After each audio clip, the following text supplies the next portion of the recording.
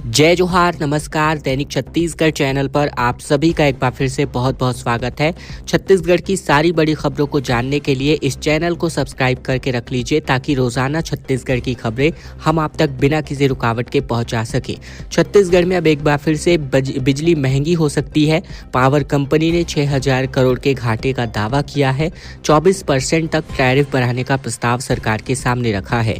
छत्तीसगढ़ में नए साल यानी 2026-27 के लिए बिजली की दरों में बढ़ोतरी की जा सकती है।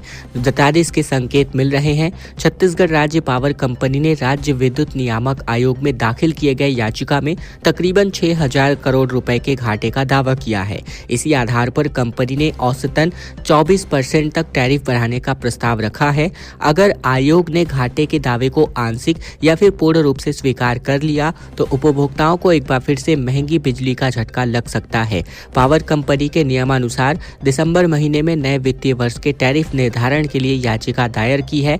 कंपनी ने 31 दिसंबर तक का समय मांगा था, लेकिन इसके एक दिन पहले 30 दिसंबर को ही आयोग ने याचिका दाखिल कर दी है और इस याचिका में ही 24% तक टैरिफ बढ़ाने का प्रस्ताव सरकार के समक्ष रखा है। एक अच्छी खबर, जहां पीएमजीएसवाई के अंतर्गत छत्तीसगढ़ में तकरीबन 2200 करोड़ की मंजूरी मिल चुकी है। 774 नई सड़कों के निर्माण कार्य को लेकर ये प्रस्ताव को मंजूरी दी गई है। नव वर्ष 2026 के शुभारंभ के साथ ही छत्तीसगढ़ राज्य को ग्रामीण अधोसंरचना के क्षेत्र में एक बड़ी उपलब्धि हासिल हुई है। प्रधानमंत्री ग्राम सड़क योजना यानी पीएमजीएसवाई चतुर्थ के चरण के अंतर्गत राज्य में तकरीबन 2225 करोड़ रुपए की लागत के 774 ग्रामीण सड़कों के निर्माण हेतु शासकीय स्वीकृति प्रदान कर दी गई है, जिसमें जनजाति ग्राम उत्कर्ष अभियान के अंतर्गत आने वाली अनुसूचित जनजाति बाहुल्य ग्रामों को प्राथमिकता दी जा रही है। यह स्वीकृति मुख्यमंत्री विष्णुदेव साय के नेतृत्व में उप मुख्यमंत्री एवं पंचायत एवं ग्रामीण विकास मंत्री विजय शर्मा के प्रयासों से प्राप्त की गई है। योजना के अंतर्गत 2025-26 में कुल मिलाकर 2427 किलोमीटर लंबाई की 774 सड़कों का निर्माण कार्य किया जाएगा, जिससे प्रदेश की 781 ग्रामीण बसाहटें 12 मासी सड़क सुविधा से जुड़ सकती हैं। एक बार फिर से ठंड में बढ़ोतरी होने वाली है, जहां 3 डिग्री तक तापमान में गिरावट दर्ज की जा सकती है। कहीं कहीं पर हल्की बारिश हो सकती है, कोहरा छाएगा। अंबिकापुर में 22 दिन में ठंड की वजह से दूसरी मौत लगातार सामने आ रही है। छत्तीसगढ़ में आने वाले 24 घंटे के दरमियान रात का तापमान 2 से लेकर 3 डिग्री तक गिर सकता है, जिसकी वजह से ठंड और बढ़ने वाली है। साथ ही साथ वेस्टर्न डिस्टर्बेंस के कारण प्रदेश के कुछ इलाकों में हल्की बारिश और कोहरा छाने रहने की संभावना भी है। बता दें, उत्तर प्रदेश और आसपास के कुछ इलाकों में बने साइक्लोन सर्कुलेशन की असर की वजह से छत्तीसगढ़ के कुछ स्थानों पर हल्की बूंदाबांदी की घटनाएं हो सकती हैं। बता दें, पिछले 24 घंटे की बात करें तो प्रदेश में सबसे अधिकतम तापमान 29.8 डिग्री सेल्सियस जगदलपुर में, जबकि सबसे कम न्यूनतम तापमान 8.4 डिग्री सेल्सियस अंबिकापुर में दर्ज किया गया। इस बीच अंबिकापुर से लगे श्रीगढ़ में नए साल की रात एक बुजुर्ग की ठंड की वजह से मौत हो गई, जिसका शव पैरावट में अकड़ा हुआ पाया गया। कम कपड़ों में खुले में सो जाने के कारण वह हाइपोथर्मिया की चपेट में आ गया। छत्तीसगढ़ के राजनांदगांव में विराट हिंदू सम्मेलन आयोजित होगा, जहां सर्व हिंदू समाज द्वारा 4 जनवरी से इसका आयोजन किया जाएगा। सनातन मूल्यों को पुनर्जीवित करने पर इस पर विचार संपन्न किया जाएगा। योगाब्द में तकरीबन 5127 में सनातन संस्कृति, धर्म और सामाजिक एकता को मजबूत करने के उद्देश्य से सर्व हिंदू समाज द्वारा विराट हिंदू सम्मेलन का आयोजन किया जा रहा है। ये सम्मेलन हिंदू जागरण को एक नई ऊर्जा और चेतना प्रदान करने का माध्यम बनेगा। आयोजकों ने शहरवासियों से सपरिवार शामिल होने की अपील की है, ताकि आयोजन की गरिमा बढ़े और समाज में सकारात्मक संदेश आए। सम्मेलन में 4 जनवरी 2026 रविवार को शाम 4 बजे के आसपास रात्रि 8 बजे तक बालाजी मंदिर प्रांगण गंज चौक में यह कार्यक्रम आयोजित होगा। कार्यक्रम की शुरुआत भव्य कलश यात्रा से की जाएगी, जो कि विभिन्न स्थानों से प्रारंभ होकर तिरंगा चौक से होते हुए बालाजी मंदिर तक पहुंचने वाली है। रायपुर नगर निगम की एक बड़ी कार्यवाही देखने को मिल रही है, जहां टाटी बंद में 18 अवैध दुकानों को ध्वस्त किया गया। सोन डोंगरी में तकरीबन 15 मकानों पर एक्शन लिया गया। राजधानी रायपुर में अवैध कब्जों और बिना अनुमति के किए जा रहे निर्माण कार्यों के खिलाफ नगर पालिक निगम ने कड़ा रुख अख्तियार किया है। शनिवार को नगर निगम जोन 8 की टीम ने बड़ी कार्यवाही करते हुए टाटीबंद और सोन डोंगरी इलाके में करोड़ों रुपए की सरकारी जमीन को अतिक्रमण मुक्त कराया। इस दौरान अवैध रूप से बनाई गई 18 दुकानों और 15 निर्माणाधीन मकानों को जमींदोज कर दिया गया। साथ ही साथ नगर निगम आयुक्त विश्वदीप के निर्देश पर जोन कमिश्नर राजेश्वरी पटेल के नेतृत्व में पहली बड़ी कार्यवाही वीर सावरकर नगर यानी वार्ड क्रमांक 1 में हुई और इसके अलावा अटारी जाने वाले मार्ग यानी ट्रांसपोर्ट नगर टाटीबंद के समीप लगभग 20,000 वर्ग फीट क्षेत्र में भूमाफियाओं द्वारा अवैध रूप से 18 दुकानों का निर्माण करा लिया गया था। इस पर भी यह कार्यवाही को अंजाम दिया गया। अग्निवीर भर्ती रैली 2026 के एडमिट कार्ड जारी हो चुके हैं। सभी जिलों के अभ्यर्थी इसमें शामिल होंगे। बता दें कि छत्तीसगढ़ में जनवरी 2026 के लिए आयोजित होने वाली अग्निवीर भर्ती रैली में भारतीय सेना द्वारा प्रवेश पत्र यानी एडमिट कार्ड जारी कर दिए गए हैं। सेना भर्ती कार्यालय रायपुर द्वारा यह भर्ती रैली तकरीबन 10 से लेकर 24 जनवरी तक इंडोर स्टेडियम में आयोजित किया जाएगा, जिसमें छत्तीसगढ़ के सभी जिलों के पुरुष अभ्यर्थी भाग लेंगे। इस भर्ती रैली के अंतर्गत अग्निवीर जनरल ड्यूटी, अग्निवीर तकनीकी, अग्निवीर क्लर्क, स्टोर कीपर तथा अग्निवीर ट्रेड्समैन यानी 10वीं और 8वीं पास पदों के लिए चयन प्रक्रिया संपन्न की जाएगी। उल्लेखनीय है कि भारतीय सेना के द्वारा 30 जून 2025 से 10 जुलाई 2025 तक ऑनलाइन सामान्य प्रवेश परीक्षा यानी CEE आयोजित की जाएगी और इस परीक्षा में सफल अभ्यर्थी शारीरिक दक्षता परीक्षा समेत अन्य भर्ती प्रक्रियाओं में भाग लेने के लिए पात्र होंगे। कोरबा से बड़ी खबर, जहां कोयला सर्वे के विरोध में 15 गांव के ग्रामीण एकजुट हुए। आदिवासी महासम्मेलन में जल, जंगल और जमीन बचाने की मांग के अंतर्गत सांसद और विधायक भी इसमें शामिल हुए। छत्तीसगढ़ के कोरबा जिले के जिलगा और मदनपुर राजाडीह क्षेत्र में प्रस्तावित कोयला सर्वेक्षण को ग्रामीणों के द्वारा लगातार विरोध किया जा रहा है। ग्रामीण का आरोप है कि बिना ग्राम सभा की सहमति और जानकारी के सर्वेक्षण गतिविधियां चलाई जा रही हैं, जो कि वनाधिकार व पंचायत प्राविधानों का उल्लंघन है। इस मुद्दे पर ग्रामीणों ने रैली निकालकर प्रशासन और विभागीय अधिकारियों के खिलाफ अपना विरोध दर्ज कराया है। इसके पहले भी वन विभाग और सर्वे की टीम के पहुंचने की वजह से ग्रामीणों ने काम रोक दिया था और अब एक बार फिर से बड़ी संख्या में ग्रामीणों के एकत्रित होने और शांतिपूर्ण रैली निकालकर सभा आयोजित करने का कार्यक्रम आयोजित किया जा रहा है। सभा में वक्ताओं ने आरोप लगाया कि यह कार्य गैर कानूनी है। वहीं क्योंकि ग्राम सभा में न तो प्रस्ताव लिया गया और न ही ग्रामीणों को परियोजना के तथ्यों और संभावित प्रभावों की जानकारी दी गई है। खबरों में आगे बढ़े इसके पहले अगर आपने चैनल अभी तक सब्सक्राइब नहीं किया है, सब्सक्राइब जरूर कर लीजिए छत्तीसगढ़ की रोजाना बड़ी खबरों को जानने के लिए। साथ ही साथ इस वीडियो को लाइक और शेयर करना बिल्कुल मत भूलेगा, ताकि सारी जानकारी छत्तीसगढ़ की आपके पड़ोसियों, आपके भाइयों, आपके रिश्तेदारों तक भी पहुंचाई जा सके। छत्तीसगढ़ में हुए PSC घोटाला में एग्जाम से पहले होटल पहुंचा था पेपर। कोचिंग संचालक ने बारनवापारा में कराई थी तैयारी। बता दें छत्तीसगढ़ के CGPSC घोटाले के 400 पन्नों का फाइनल चार्जशीट अब पेश हो चुका है। छत्तीसगढ़ लोक सेवा आयोग के भर्ती घोटाला 2021 मामले में आखिरकार अब CBI ने तकरीबन 400 पन्नों का फाइनल चार्जशीट दाखिल कर दिया है। CBI ने इस हाई प्रोफाइल मामले में कुल 29 लोगों को आरोपी बनाया है। अपनी चार्जशीट में CBI ने एक कोचिंग संचालक को भी आरोपी बनाया है। इस कोचिंग संचालक ने महासमुंद जिले के बारनवापारा इलाके के एक होटल में संदिग्ध अभ्यर्थियों को परीक्षा से पहले तैयारी करवाई थी। CBI का दावा है कि इस कोचिंग संचालक के पास CGPSC 2021 का प्रश्न पत्र पहले से ही पहुंच गया था। इसी के आधार पर अभ्यर्थियों को टारगेटेड तैयारी कराई गई। इसके पहले भी CBI ने 13 आरोपियों के खिलाफ चालान पेश किया था। फिलहाल मामले में 12 आरोपी जेल में बंद है, जबकि उत्कर्ष चंद्राकर फरार है, जिसकी भूमिका परीक्षा प्रक्रिया में गड़बड़ी कराने की बताई गई है।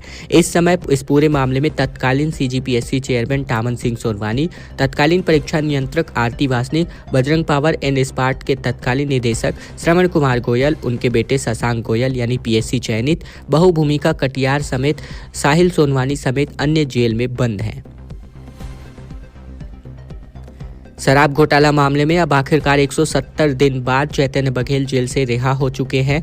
भूपेश बघेल ने कहा कि जांच एजेंसियों का दुरुपयोग उजागर हुआ। चैतन्य ने कहा कि कोर्ट का बहुत बहुत धन्यवाद। छत्तीसगढ़ शराब घोटाला से जुड़े मनी लॉन्ड्रिंग के मामले में पूर्व सीएम भूपेश बघेल के बेटे चैतन्य बघेल को हाई कोर्ट से आखिरकार जमानत मिल चुकी है। कानूनी प्रक्रिया पूरी होने के बाद चैतन्य बघेल रायपुर सेंट्रल जेल से तकरीबन 170 दिन बाद रिहा हो गए। चैतन्य बघेल जेल से अपने घर के लिए जा रहे हैं, लेकिन सड़क पर भीड़ से ट्रैफिक जाम रहा। बता दें, चैतन्य बघेल ने कहा कि बदले की कार्यवाही की गई है, राजनीतिक द्वेष में कार्यवाही की गई है। यहाँ कोई कार्यकर्ता नहीं है, सभी लोग मेरे भाई, चाचा और भाई लोग हैं। अभी किसी से मिल नहीं पाया हूँ, अब मिलूंगा। न्यायालय का बहुत बहुत धन्यवाद, आप सभी का भी शुक्रिया। बता दें, भूपेश बघेल ने कहा कि यह लड़ाई आगे भी जारी रहेगी। उन्होंने आरोप लगाया कि जिस तरह से ईडी, आईटी और ईओडब्ल्यू का दुरुपयोग किया गया, आज वह उजागर हो गया। केंद्र और राज्य सरकार की जांच एजेंसियों का राजनीतिक उद्देश्य से इस्तेमाल किया गया। छत्तीसगढ़ में 14 नक्सली ढेर हो चुके हैं और तकरीबन 20 देवा नक्सली समेत सरेंडर हुए हैं। सुकमा में 12, बीजापुर में 2 मारे गए और सभी के शव और हथियार बरामद हो चुके हैं। छत्तीसगढ़ में शनिवार सुबह 2 अलग अलग जगहों पर मुठभेड़ में सुरक्षा बलों ने 14 नक्सलियों को मार गिराया है। सुकमा के किस्टाराम इलाके में तकरीबन 12 और बीजापुर में 2 नक्सली मारे गए हैं। सभी के शव और हथियार बरामद कर लिए गए हैं। मारे गए माओवादियों में कुख्यात माओवादी कोंटा एरिया कमेटी प्रभारी वेंटी मंगडो उर्फ मुक्का और कोंटा एरिया कमेटी के सचिव माड़वी हितेश उर्फ हुंगा शामिल है। इलाके में सर्च ऑपरेशन जारी है और दोनों ओर से रुक रुक कर फायरिंग अभी भी जारी है। वहीं इन सब के बीच बड़ी खबर पर मुहर लगी, जहां बता दें कि छत्तीसगढ़ के मोस्ट वांटेड नक्सली स्पेशल जोनल कमेटी मेंबर यानी SZCM देवा बारसे ने सरेंडर करेगा। देवा ने हैदराबाद में अपने 20 साथियों के साथ अपने हथियार डाल दिए। बिलासपुर से बड़ी खबर, जहां पेड़ से जा टकराई कार, 2 की हो गई मौत और 3 लोग हो गए घायल। छत्तीसगढ़ के बिलासपुर में तेज रफ्तार कार बेकाबू होकर पेड़ से जा टकराई। इस हादसे में 2 लोगों की जान चली गई, जबकि 3 लोग गंभीर रूप से घायल हैं। कार सवार श्रद्धालु पूर्णिमा स्नान करने रायपुर से अमरकंटक की ओर जा रहे थे। ये घटना कोटा थाना क्षेत्र के बिलगहना चौकी क्षेत्र की है। मरने वालों की पहचान रामकुमार धीवर और राजकुमार साहू निवासी रायपुर के रूप में हुई है। वहीं घायलों को इलाज के लिए सिम्स अस्पताल में भर्ती कराया गया। हादसे के बाद कार बुरी तरीके से क्षतिग्रस्त हो गई। राजकुमार और आगे की सीट पर बैठा एक और युवक गाड़ी के अंदर फंस गए थे। CF कैंडिडेट ने डिप्टी सीएम का हाउस का घेराव कर दिया। 13 दिनों से तूता धरना स्थल पर प्रदर्शन कर रहे थे। गृहमंत्री ने कहा कि सीएम से बातचीत के बाद फैसला करेंगे। छत्तीसगढ़ आर्म्ड फोर्स यानी CF के लिए 2018 में 1786 पदों पर भर्ती निकाली गई थी, जिसमें तकरीबन 417 कैंडिडेट वेटिंग लिस्ट में थे, जिन्हें 7 साल बाद भी नौकरी नहीं मिल पाई है। जबकि CF में मात्र 3000 से ज्यादा पोस्ट खाली हैं। 7 साल हो गए, ये लोग दफ्तरों और मंत्री बंगलों के चक्करों काटने को मजबूर हैं। पिछले 13 दिनों से 100 से अधिक कैंडिडेट अपने परिवार वालों के साथ तूता धरना स्थल पर प्रदर्शन करने को मजबूर हैं। इस बीच एक कैंडिडेट ने तकरीबन 6 महीने के एक बच्चे की तबीयत बिगड़ गई। इस बीच शनिवार को आक्रोशित कैंडिडेट्स ने डिप्टी सीएम विजय शर्मा के बंगले का घेराव कर दिया। कैंडिडेट को मंत्री विजय शर्मा ने आश्वासन दिया था कि सीएम सहायक के साथ दिल्ली से वापस आते ही वे पूरे मामले पर उनसे बातचीत करेंगे। इसके बाद प्रतिनिधिमंडल का बुलाकर कोई फैसला करेंगे। तब तक उन्होंने कैंडिडेट्स से धरना खत्म करने की अपील की है। छत्तीसगढ़ में RI प्रमोशन एग्जाम निरस्त किया जा चुका है। प्रश्न पत्र लीक किए गए कि फेल पटवारी को पास किया गया, रिश्तेदारों को साथ बैठाया गया और 216 पटवारियों का यहां प्रमोशन रद्द कर दिया गया। छत्तीसगढ़ हाई कोर्ट के जस्टिस NK व्यास ने अपने अहम फैसले में रेवेन्यू इंस्पेक्टर यानी RI पदोन्नति परीक्षा की प्रक्रिया को निरस्त कर दिया है। साथ ही राज्य शासन को नए सिरे से प्रमोशन एग्जाम लेने की छूट दी गई है। कोर्ट ने माना है कि पदोन्नति परीक्षा में अनियमितता बरती गई है, जिसके कारण प्रमोशन की प्रक्रिया संदेह के घेरे में है। इस स्थिति में पूरी प्रक्रिया को वैध नहीं माना जा सकता। बता दें कि पटवारी से RI प्रमोशन की लिखित परीक्षा 7 जनवरी 2024 को आयोजित की गई थी, जिसमें 2600 से अधिक पटवारी शामिल हुए थे। 29 फरवरी को जारी परीक्षा परिणाम में 216 कैंडिडेट्स को प्रशिक्षण के लिए चयनित किया गया, लेकिन बाद में केवल 13 उम्मीदवारों का अंतिम चयन किया गया। इसके बावजूद 22 लोगों को नियुक्ति दे दी गई, जिसके बाद से यह विवाद शुरू हुआ था। आंदोलन जारी है डीएड वालों का, जहां 10 दिन से आमरण अनशन पर बैठे हैं डीएड अभ्यर्थी। कई बेहोश होकर गिर पड़े हैं, 30 के हालात गंभीर बताए जा रहे हैं। सहायक शिक्षक के तकरीबन 2300 रिक्त पदों पर नियुक्ति की मांग को लेकर डीएड अभ्यर्थी तूता धरना स्थल पर पिछले 10 दिनों से आमरण अनशन पर बैठे हैं। अनशन पर बैठे अभ्यर्थियों के हालात लगातार बिगड़ते जा रहे हैं। कई अभ्यर्थी बेहोश होकर गिर रहे हैं। अब तक 30 अभ्यर्थियों को गंभीर हालात में अस्पताल में भर्ती किया जा चुका है। आंदोलन के 10वें दिन 4 अभ्यर्थियों की स्थिति चिंताजनक बताई जा रही है। डीएड अभ्यर्थी सहायक शिक्षक भर्ती 2023 के मामले में हाई कोर्ट और सुप्रीम कोर्ट के स्पष्ट आदेशों के बावजूद नियुक्ति नहीं दिए जाने का विरोध कर रहे हैं। अभ्यर्थी 24 दिसंबर से लेकर आमरण अनशन पर हैं। बता दें, मार्च 2023 में राज्य सरकार ने 6285 सहायक शिक्षक पदों के लिए विज्ञापन जारी कर डीएड और बीएड दोनों अभ्यर्थियों को प्राथमिक शिक्षक के लिए पात्र घोषित किया था। लेकिन तमाम डीएड और बीएड के बीच चले संघर्षों के बाद डीएड की विजय हुई थी, लेकिन इस पर अभी तक इनको नियुक्तियां देनी बाकी है। बलरामपुर में हाथी का उत्पात लगातार दिखाई दे रहा है। 6 घर तोड़ दिए गए। 15 दिन से विचरण कर रहे नर हाथी सुरक्षा व्यवस्था की मांग कर रहे हैं। बलरामपुर जिले में रामचंद्रपुर विकासखंड के अंतर्गत आनंदपुर में एक नर हाथी ने जमकर उत्पात मचाया है। 2 जनवरी की रात तकरीबन 2 बजे के आसपास गांव में घुसे हाथी ने सुबह लगभग 4 बजे तक आतंक मचाया, जिससे गाँव के तकरीबन 6 घर क्षतिग्रस्त हो गए। इस घटना के बाद पूरे गाँव में भय और दहशत का माहौल बना हुआ है। हाथी ने बाबूलाल पांडो के घर का दरवाजा भी तोड़ दिया। ग्रामीणों ने बताया कि हाथी के उत्पात के दौरान लोग जान बचाने के लिए अपने घरों से निकलकर इधर उधर छिपते नजर आए। तकरीबन 2 घंटों तक चले इस घटनाक्रम की वजह से पूरा गांव सहम गया था। खबरों का सिलसिला बस यहीं तक का था। वीडियो अगर आपको अच्छा लगा तो वीडियो को लाइक कर दीजिए। चैनल पर नए हैं, चैनल जरूर से सब्सक्राइब कर लीजिए ताकि बिना किसी रुकावट के छत्तीसगढ़ की तमाम बड़ी खबरें हम आप तक रोजाना पहुंचा सके। तो इस चैनल को सब्सक्राइब